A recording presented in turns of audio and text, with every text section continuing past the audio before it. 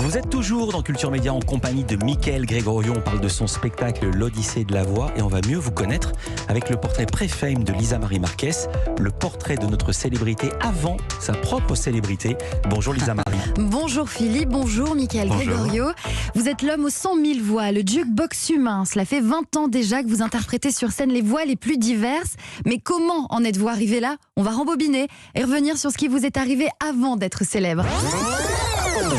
Mickaël Gregorio, vous êtes né à Mulhouse, vous grandissez d'abord à Pau avant de déménager à Verdun en Lorraine. On dirait une étape du Tour de France. La première semaine, les gars, ils ont déjà fait 800 bornes. Enfant, vous êtes calme, enfin calme à l'école. Les instituteurs et institutrices complimentent vos parents pour votre quiétude, sauf qu'en fait, vous vous retenez à la maison, c'est une autre ambiance, vous vous défoulez. Comme à la radio. Ouais. Et la scène. Et ce que vous aimez faire, c'est organiser des spectacles, des petites scénettes à jouer devant la famille, devant les grands-parents.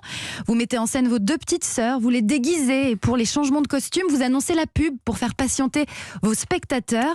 Et c'est comme ça que votre famille découvre très tôt votre sens du spectacle. Et puis enfant, vous avez une particularité, vous reconnaissez la voix des comédiens qui doublent les acteurs américains. Par exemple, si je vous fais écouter au hasard ça. Approchez, approchez, un peu de courage. Emmanuel Curtil. Emmanuel Curtil. Wow. Direct. Hein. C'est dans quoi?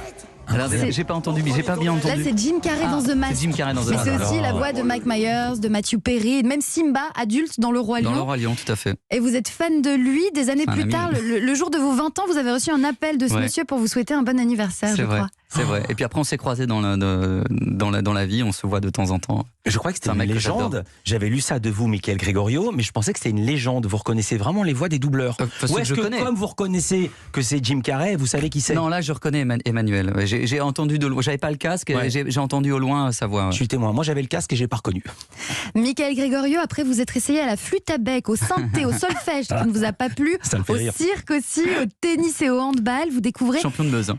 Ah oui. Ouais, champion de Meuse de handball quand même. C'est vrai. Ouais, catégorie poussin. Ouais. Parce que c'est des baraqués, le handball, c'est vous, non? C'est tout à fait moi. Franchement, quand je vois l'équipe de France, je me dis, il manque Mickaël Gregorio en défense. Et je crois qu'en finale, à un moment donné, je me retrouve complètement démarqué face à un gardien et je me dis, mais je le connais lui, c'était mon gardien. Donc j'avais pas fait attention qu'on avait changé de terrain. Ouais, j'ai une carrière toute tracée dans le handball. Best anecdote ever. Et puis vous découvrez le théâtre à l'âge de 14 ans avec les cours d'Anne-Marguerite Leclerc au théâtre de Verdun. Et c'est une révélation, vous vous rêvez même un temps acteur. C'est surtout en prenant des cours de théâtre et en jouant vos premiers spectacles que vous prenez conscience que vous pouvez modifier votre voix. Au début, vous vous enregistrez, vous le faites écouter à vos amis dans le bus. Vous chantez par exemple à la manière de Pascal Obispo. Vos camarades vous encouragent à continuer, bluffés par cette capacité que vous avez à imiter les voix. Et puis vous apprenez par une connaissance que l'émission Graines de Stars recherche des personnes qui travaillent leur voix, qui imitent. Vous envoyez un CD et vous êtes pris. Vous avez 16 ans. Le premier sketch que vous présentez parle d'Internet. Vous l'avez écrit vous-même pour votre première apparition à la télévision. Et évidemment, on écoute un extrait. Pourquoi ceux d'Internet sont-ils toujours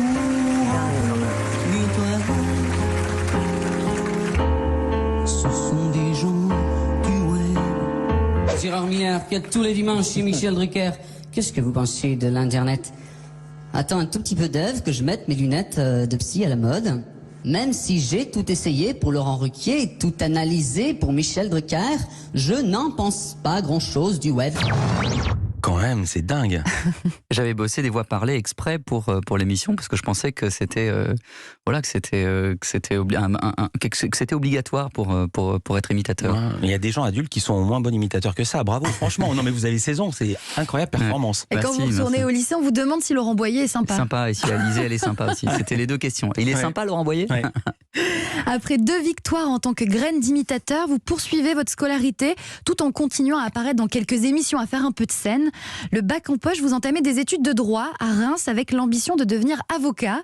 Mais lorsque vous vous rendez compte que vous pouvez vivre de votre passion, vous laissez tomber la fac. Le jour même. Le jour de l'inscription. La fac pour vous consacrer à vos imitations. Et vous vous donnez alors 2 ans pour percer.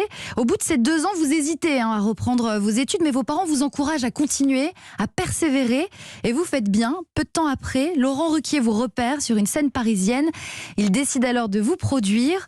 3 ans plus tard, vous faites la première partie de la tournée européenne de Céline Dion. Cette même Céline Dion que vos sœurs adorent et réclamaient lors des départs en vacances dans la voiture, alors que vous vous battiez pour ne pas l'écouter. Incroyable. Et comment Pour ça s'est mettre Nirvana à la place. Comment Mais j'ai ça jamais fait fait la première partie de Nirvana. D'accord. Comment ça s'est fait la jonction avec Céline Dion? Eh bien, c'est Ruquier. Laurent Ruquier en fait qui rencontre, je crois que c'était pour Marie Laforêt, qui devait partir en tournée. Il rencontre Gilbert Coulier, voilà, qui est aussi le producteur de Céline Dion. Il lui dit voilà, je produis aussi un jeune imitateur qui est à l'Européen. Viens le voir, je te donne sa démo. Il vient pas, mais il garde la démo.